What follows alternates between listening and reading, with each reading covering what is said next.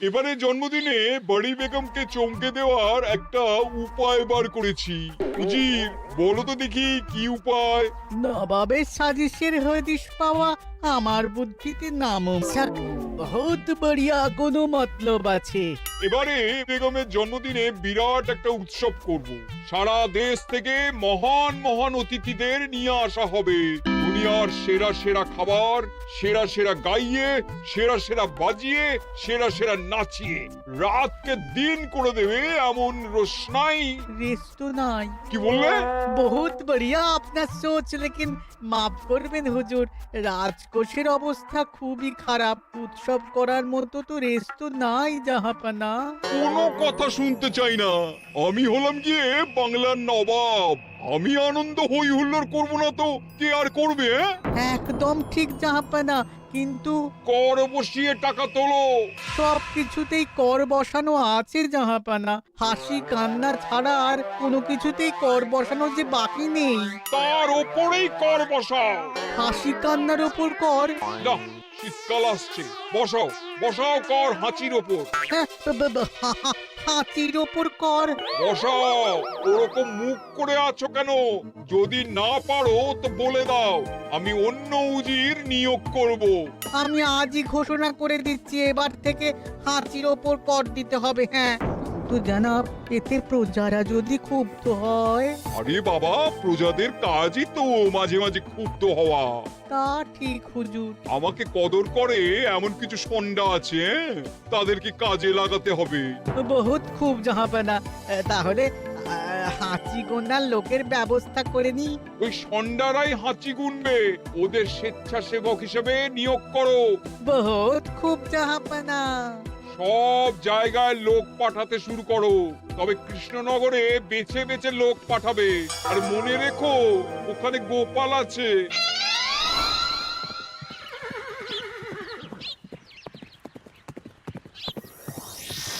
সব জায়গায় কর আদায়কারী পাঠিয়ে দেওয়া হয়েছে জাহাপানা। আপনার কথা মতো তাদের বলে দেওয়া হয়েছে যে আদায় হওয়া করের 10% তাদের বেতন হিসেবে দেওয়া হবে। সুতরাং কর আদায়ে কোনো ঢিলেমি হবে না। বহুত আচ্ছা, বহুত আচ্ছা।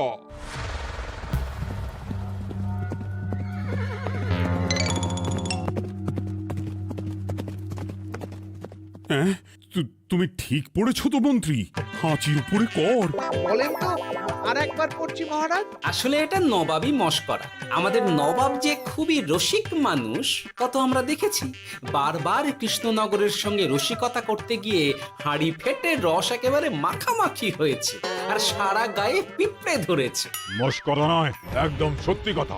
হাঁচির উপরে কর বসানো হয়েছে, আর আমরা হলাম নবাবের খাস হাঁচি গোনার দল। আমরা এই কৃষ্ণনগরে থিতু হয়ে বসলাম বটে।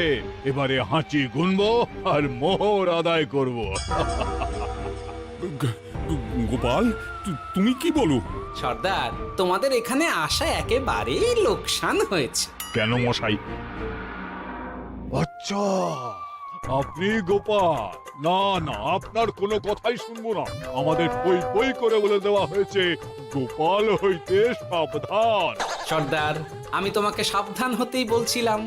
হাঁচি ধরতে গেলে তোমাদের খুব সতর্ক থাকতে হবে, কারণ এই কৃষ্ণনগরের বাসিন্দাদের শরীর স্বাস্থ্য এত ভালো যে এখানে কেউ হাঁচে না, কাশে না, ঢেকুর তোলে না, ইয়ে করে না।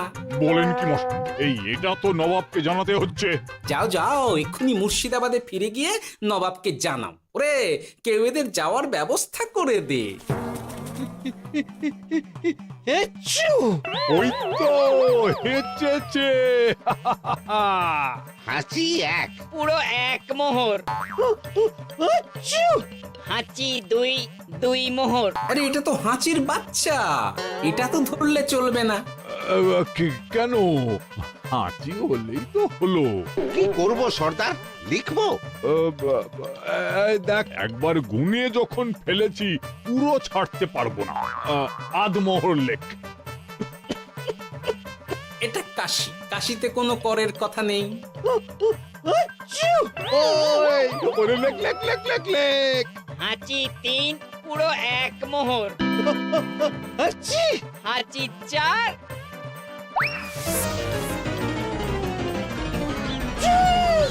হাঁচি 5 লেখো। হাঁচি 6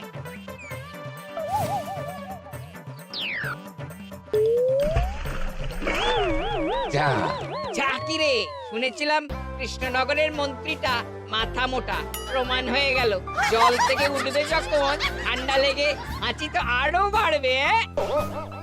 জলে বুড়ুবুড়ি উঠছে, বেটা জলের তলায় তলায় হাঁটছে। হাঁচি 7। এখনো তো ফিরলো না, বেলা গড়িয়ে দুপুর হয়ে গেল। ভাববেন না রাজামশাই, আমরা যারা যারা এখানে এসেছি সবাই ধড়িবাজ লোক। মন্ত্রীর হাঁচি নিংড়ে নিয়ে ফিরবে। ছি ছি ছি ছি ছি ছি ছি ছি ছি। কি হলো গোপাল? আমরা কৃষ্ণনগরের প্রবাদ প্রতিম আতিথেয়তার অসম্মান করেছি মহারাজ। কেন? কিভাবে? কখন? এখন মহারাজ, এখন এনারা সেই সুদূর মুর্শিদাবাদ থেকে এসেছেন, আর আমরা এতক্ষণ শুধু অন্য কথাই বলে চলেছি, এনাদের আপ্যায়নের ব্যবস্থা করিনি। তাই তো। মহারাজ, আপনি ব্যস্ত হবেন না। এই কে আছো? শোনো, এদের রাজ অতিথিশালাতে থাকার বিশেষ ব্যবস্থা করো। এদের খাবার যাবে মহারাজের পাকশাল থেকে। এদের সব সুবিধে অসুবিধে দেখার জন্য দাস দাসী নিযুক্ত থাকবে। চলো হে চলো। আরে দাঁড়াও সর্দার, হ্যাঁ বলুন। তোমাদের তো আবার গোপালের কথা শোনা বারণ। আমার ব্যবস্থায় বোধহয় তোমরা থাকবে না। বাদ দিন তো, আসলে ভয় ছিল আপনার বুদ্ধিকে, আর ভয় নেই। কেমন আগু পিছু বিচার না করেই বলে ফেললেন এখানে কেউ হাঁচে না। বুঝে গেছি, আসলে গোপাল হলো গল্প। চলো হে চলো, ও বড্ড খিদে পেয়েছে। প্রহরী, এই সর্দারের দলের বাকি লোকগুলো এলে এদেরকেও অতিথিশালায় নিয়ে যেও। হ্যাঁ, আচ্ছা। এ কি গোপাল, এই রক্তচোষাগুলোর জন্য তুমি রাজনিবাস আর রাজভোগের ব্যবস্থা করে দিলে? গোপাল কার পক্ষে মহারাজ? এতক্ষণ গোপালের সব কাজ তো কৃষ্ণনগরের বিপক্ষে গেল। বটেই তো, আমি মনে মনে গণনা করে দেখলাম গোপালের শুল যোগ শুরু হয়েছে। আগামী 1 যুগ ধরে গোপাল যেখানে থাকবে সেখানে রাহুর প্রকোপে দুঃখ দারিদ্র মহামারী একসঙ্গে এসে ধরা পড়বে। মহারাজ, গোপাল কখনো কৃষ্ণনগরের খারাপ ভাবেনি। সে যখন ওই রক্তচোষাদের রাজভোগে রাখার ব্যবস্থা করেছে, তখন বুঝতে হবে এর মধ্যে একটা ঘোরতর পেঁচ আছে। গোপালই তাহলে বলুক, কি পেঁচ? মহারাজ, মানুষ বিলাসের সুযোগ পেলে কাজ ভুলে বিলাসেই ডুবে থাকে। কত সম্রাট মহাসম্রাট বিলাসিতায় ডুবে কত সাম্রাজ্য মহাসাম্রাজ্য ভেঙে টুকরো করেছে। এরা তো নবাবের পাঠানো কিছু মূর্খ বালক মাত্র মহারাজ। এদের রাজভোগে ডুবিয়ে দিলে হাঁচির কথা কি এদের মনে থাকবে?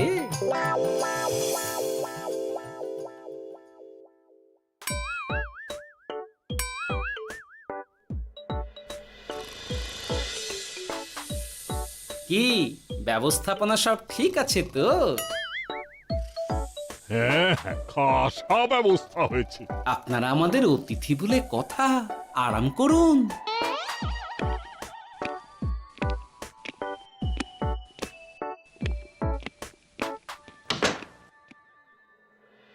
বিজ্ঞানী, তোমার এই দুমুখ আয়না আবিষ্কার তোমার জীবনের সেরা কাজ। একদিক দিয়ে আয়না, অন্য দিক দিয়ে কাঁচ।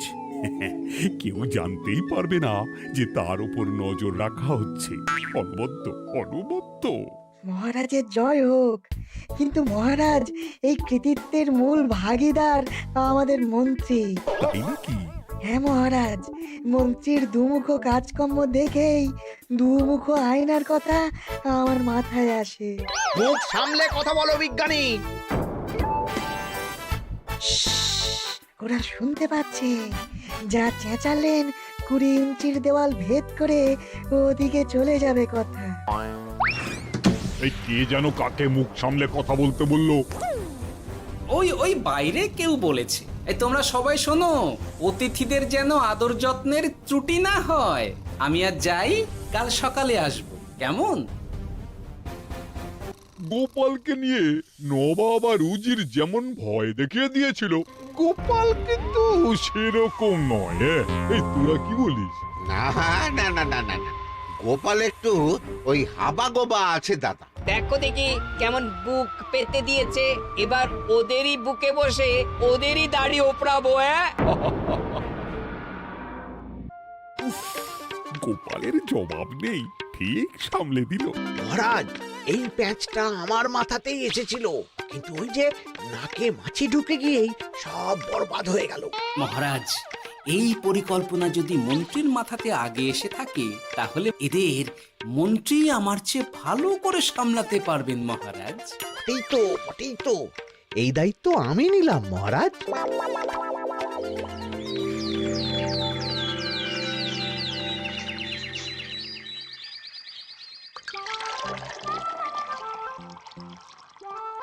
আহা, সকালে ঘুম থেকে উঠে এই রকম বেলের পানা যেন স্বর্গের অমৃত। আছে আছে, আরো আছে। পানীয়, খাদ্য, আরাম, আয়েশ, যত চাও তত পাবে। এ কি, আপনি গোপাল কোথায়? মহারাজ বিবেচনা করে দেখেছেন যে মহামান্য অতিথিদের পরিচর্যার ভার গোপালের মতো একজন ভাঁড়ের পক্ষে বহন করা সম্ভব নয়, তাই এই দায়িত্ব আমাকে দেওয়া হয়েছে। কিন্তু কোনো কিন্তু নেই সর্দার, আমি যে খানা পিনা নাচা গানা আমোদ আহ্লাদের ব্যবস্থা করেছি দেখে তুমি চমকে যাবে। দেখা নয় বিজ্ঞানী, এবার শুধু কাজের সময়। কাল মন্ত্রীর উপর ওদের ভার ছেড়ে দিয়ে কৃষ্ণনগরের যে সর্বনাশটি করেছো, কোনো কাজ করে আর সেটিকে সামলানো যাবে না। হ্যাঁ, আহা, তোমার দেখছি মন্ত্রীর উপরে একটুও আস্থা নেই। ঠিক কি প্যাচ করছো বলো তো?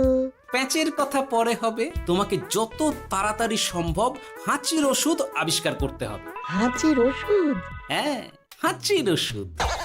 ওভাবে দেখছো কি বন্ধু, তোমাদের কাজের সব দায়িত্ব এখন আমার কাঁধে। তোমরা আমোদ করবে আর আমি কর আদায় করে তোমার হাতে এনে তুলে দেব। সর্দার, এর মধ্যে একটা চাল আছে মনে হচ্ছে। কি আর আমি বুঝিনি। এখন কি করবে? বিশ্বাস করে আদায় উসুলের ভার এর উপরে ছেড়ে দেবে? পাগল নাকি? মন্ত্রীমশাই, বলো বন্ধু। বলছিলাম আর দেরিতে কাজ কি?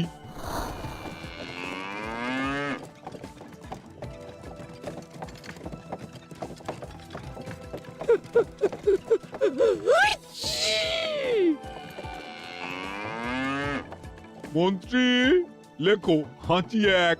ওহে, তোমার নাম কি? মন্ত্রেশ্বর হুজুরি আগে। লিখুন মন্ত্রীমশাই, নাম লিখুন। ওহে মন্তেশ্বর, হাঁচি কর, এক মোহর ছাড়ো দেখিনি। হাঁচি দুই। আরে যাও, দৌড়ে গিয়ে দু মোহর আদায় করে আনো। ওরে, তোরা সব কৃষ্ণনগরের কোণে কোণে ছড়িয়ে পড় দেখি, একটা হাঁচিও যেন বাদ না পড়ে। হ্যাঁ,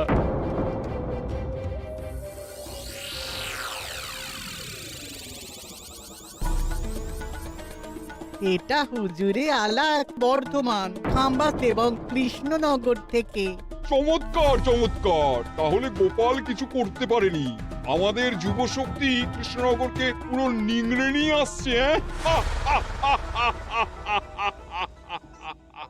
মহারাজ কৃষ্ণচন্দ্রের একটা আবেদন আছে জানাব। এই হাঁচি করের 30% যদি ওই রাজ্যকে দেওয়া যায়, তাহলে আদায় উসুল আরো ভালো হবে। ওরা বলেছে যে আপনি যদি 30% দেন, তাহলে কর আদায় একেবারে জান লড়িয়ে দেবে। মঞ্জুর মঞ্জুর। আর একটা আর্জি আছে হুজুর, কৃষ্ণচন্দ্র কদিন বাদে নবাবকে কৃষ্ণনগরে আমন্ত্রণ জানিয়েছে। কেন? কৃষ্ণনগরের নবাব এবং তার উন্নয়ন উপলক্ষে এক মহোৎসব হবে। সেই সঙ্গে শহরে থাকা ইংরেজদের কাছেও নবাবের সৈন্য বলের এবং নবাব ও কৃষ্ণনগরের মধ্যে পারস্পরিক ভ্রাতৃত্বের সম্পর্কের বার্তাও পৌঁছে দেয়া যাবে। নবাবের অধীনস্থ রাজারা নবাবের শত্রু, এই রকম একটা ধারণা থেকে ইংরেজরা ইদানিং বেপরোয়া হয়ে উঠেছে, তাতে লাগাম উঠবে। বহুত খুব, মঞ্জুর মঞ্জুর মঞ্জুর।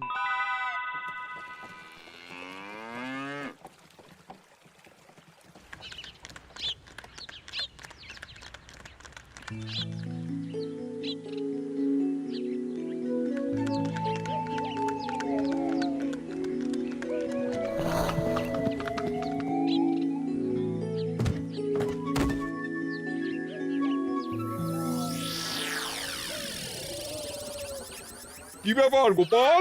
জাহাপনা বলুন, কি খিদমত করব? আমি যা বলবো তাই করবে। অবশ্যই জাহাপনা। क्या बात উজির, তুমি সাক্ষী, মহারাজ কৃষ্ণচন্দ্র আপনিও সাক্ষী।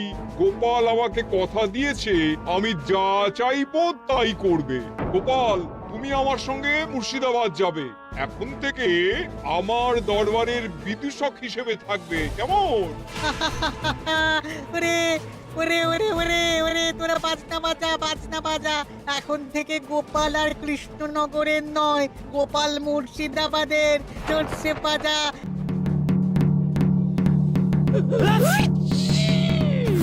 কি হলো? হুজুর, মনে হচ্ছে আপনার সৈন্যদল হাঁটছে। হ্যাঁ? হুজুর, হাঁচিগড়ের বন্যা সব সৈন্য 10-12টা করে হেঁচে ফেলেছে, মানে প্রচুর মোহর হয়ে গেছে আর বাড়ছে বাড়ছে। আমার হাঁচি গোনার দল একটা হাঁচিও বাদ দেবে না। মোহর রাখার জন্য নতুন পোশাকখানা বানাতে হবে হুজুর। সর্দার, আমাদের হাঁচিগুলো কি খুলবো? হ্যাঁ, নিশ্চয়, একটা হাঁচিও যেন বাদ না পড়ে। চলুন হুজুর, আমরা এখানে দাঁড়িয়ে থেকে আর কি করব? ওরা হাঁচুক আর হাঁচি গুনুক। চলুন নবাব বাহাদুর, আপনার জন্য কৃষ্ণনগরের রাজাতিথ্য অপেক্ষা করছে। হুজুর, আমার মনে হয় আমাদের কৃষ্ণনগরে এখন আর দেরি করা উচিত হবে না। আমরা সোজা শহরের দিকে রওনা হয়ে যাই। শহরের ইংরেজদের শিক্ষা দিয়ে ফেরার পথে আমরা কৃষ্ণনগরের আতিথ্য গ্রহণ করব। সে কি? মহারাজ, নবাবের মতো কর্তব্যপরায়ণ ইনসানকে তার কর্তব্য পালনে বাধা দেবেন না। আমরা ওনার শহর থেকে ফেরার অপেক্ষায় থাকব। ঠিক, আমার এক্ষুনি শহরে যাওয়ার দরকার। ইংরেজরা সব নিয়ম কানুন ভেঙে চুরে যা ইচ্ছে তাই করতে আরম্ভ করেছে। উচিত সৈন্যদের ডাক দাও, চলো রওনা হই। কিন্তু জাহাপনা, আপনার সৈন্যদের থেকে পাওনা মোহরগুলো এতক্ষণে যা হেঁচেছে, লাখখানেক মোহর তো হয়েই গেছে। ওটা আমরা নিজেদের মধ্যে বুঝে নেব। কিন্তু ওই করের 30% যে কৃষ্ণনগরের পাওনা। পেয়ে যাবে। শহর থেকে ফিরি। আরেকটা কথা, হাঁচি কর ব্যবস্থা এখন থেকে উঠে গেল।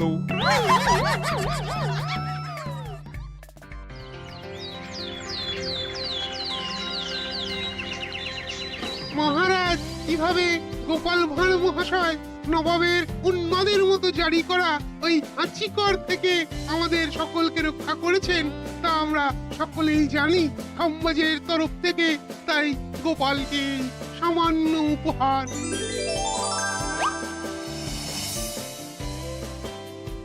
ওহ গোপাল, সত্যি তোমার জবাব নেই।